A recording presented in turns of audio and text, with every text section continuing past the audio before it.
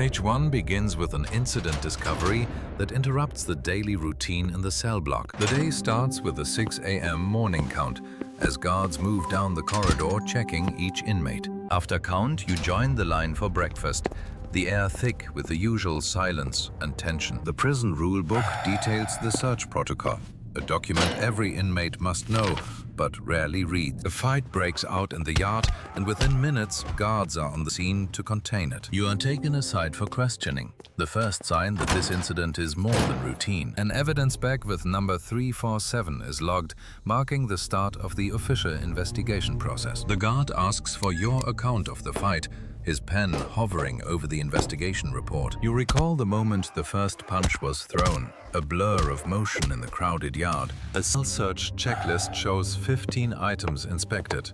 Each mark a step in the systematic procedure. 2 guards enter a cell to search for contraband, their movements precise and devoid of emotion. From your cell, you see the search progress, knowing that every inmate is under scrutiny now. A mail inspection stamp with today's date confirms the heightened surveillance in the cell block. You are summoned again, this time to provide a written statement on the investigation form. Your hand trembles slightly as you write the details, each word potentially affecting your standing. The corridor is empty during the lockdown, a stark contrast to the usual movement and noise. Guards review yard camera footage to identify the instigators, piecing together the incident step by step. Back in your cell, the silence is oppressive, with only the sound of distant doors closing. The clock shows 4 p.m., 6 hours since the investigation began, with no end in sight. As night falls, you ponder the consequences of today's events and the choices ahead.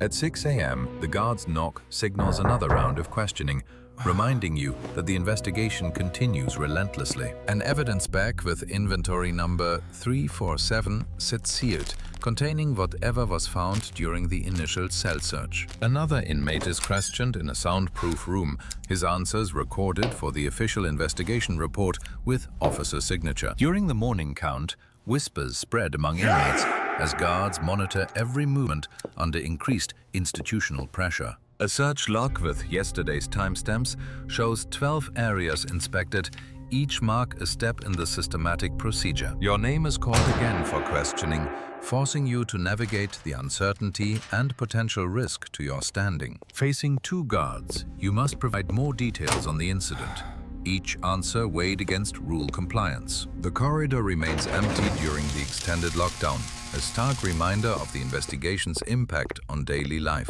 Guards review yard camera footage to identify key instigators, piecing together the incident with precise timestamps. Back in your cell, the silence amplifies the pressure as you realize the investigation is far from over. Stage 2.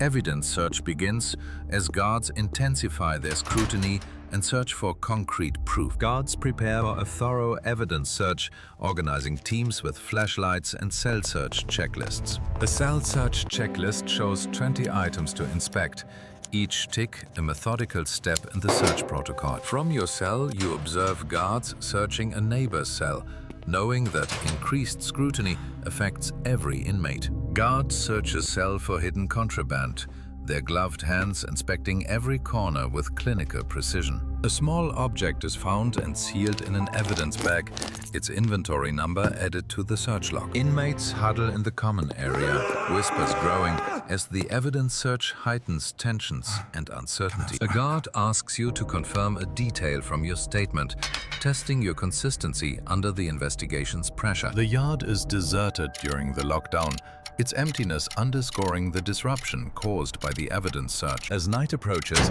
the sounds of continued searching remind you that the evidence hunt is ongoing and intense. At dawn, guards start preparing for more cell searches, methodically increasing the scrutiny and pressure on all inmates. The search log shows 10 new entries from overnight inspections, each signed by an officer for accountability. In the mess hall, silence hangs heavy as inmates eat under the watchful eyes of guards, uncertainty palpable. Guards expand the search to another cell block, their flashlights revealing hidden compartments in the dim light. An evidence bag holds a folded note with inventory number 204, a key piece in the ongoing investigation. A guard summons you for more questioning, requiring you to confirm details and demonstrate rule compliance. As you walk with the guard, fellow inmates watch with distrust, signaling the growing tensions among the population. The main corridor is filled with guards moving systematically, their coordinated search protocol evident in every step. In the interrogation room, a guard shows you a photo of a found object, probing your knowledge of the incident. Back in your cell, the slammed door emphasizes your isolation as the investigation deepens its grip. The cell door lock mechanism stands firm, a constant reminder of the confinement and control within the block. During yard time, inmates whisper in huddled groups, their conversations hushed under the watch of patrolling guards. A guard announces over the intercom that the evidence search will extend for 3 more days, heightening pressure. The mail inspection stamp marks an envelope with today's date, part of the routine scrutiny during the search. You observe a fellow inmate acting nervously, his behavior raising suspicions amid the ongoing investigation. 2 inmates argue quietly in the common area, accusations flying as the investigation fuels internal conflicts. The investigation report lies open, with checkboxes filled and an officer's signature finalizing the progress so far. Guards compile evidence in the control room, labeling each bag as they piece together the incident's details. You weigh the decision to cooperate or remain silent, knowing it could affect your standing among inmates. As lockdown sets in for the night, the sound of a closing cell door echoes, signaling the day's end. The morning light reveals the search log on the floor, its timestamps showing the investigation has lasted for 48 hours. An evidence bag marked E-203 holds a small object, one of the 15 items collected in the search for clues. A guard questions an inmate in the corridor, recording responses on a clipboard as others observe from a distance. In the common area, inmates form tense groups, their whispered conversations and suspicious glances indicating heightened institutional pressure. The guard announces over the intercom that cell searches will continue today, increasing the scrutiny on every inmate in the block. Stage 3. Confrontation. The investigation now leads to direct confrontations among inmates, forcing critical decisions. An inmate confronts you in the yard, accusing you of sharing information with the guards during the ongoing investigation. The cell search checklist shows 10 items completed, with guard initials marking the progress of the investigation so far. You decide to approach a guard and cooperate, your hands trembling as you prepare to share what you know about the incident. The guard listens to your statement, taking notes on a pad as he assesses the information you provide in detail. The investigation report is updated with a new entry labeled Additional Witness Statement and today's date for documentation. Other inmates give you cold stares and turn away, isolating you after learning of your cooperation with the guards. A verbal argument erupts between 2 inmates with accusations of lying, but guards quickly step in to control the situation. Fresh scratch marks on the cell door near the lock show the physical traces left by the guards' search tools. A guard informs you that your statement is recorded, but cautions you about potential backlash from fellow inmates in the block. You sit alone on your bunk, reflecting on the decision to cooperate and its possible consequences for your safety among inmates. In the yard, an inmate publicly accuses another of causing the incident, shouting and drawing attention from everyone present. The inventory number tag E-203 on the evidence bag has a barcode and handwritten details stored in the control room. Under pressure from guards and inmates, you pace in your cell, deciding whether to offer more information or stay silent. As evening falls, you lie on your bunk, listening to distant arguments and guards' footsteps, with tensions still unresolved in the block. You wake up to guard announcements, another day under investigation, with tensions still simmering from last night's unresolved confrontations. The search log displays timestamps from yesterday, with entries for cell block B and officer initials documented in blue ink. An inmate confronts you aggressively, demanding to know about your statement to the guards and accusing you of breaking inmate solidarity. You respond calmly, explaining that cooperation was necessary under the investigation protocol to avoid further institutional pressure on everyone.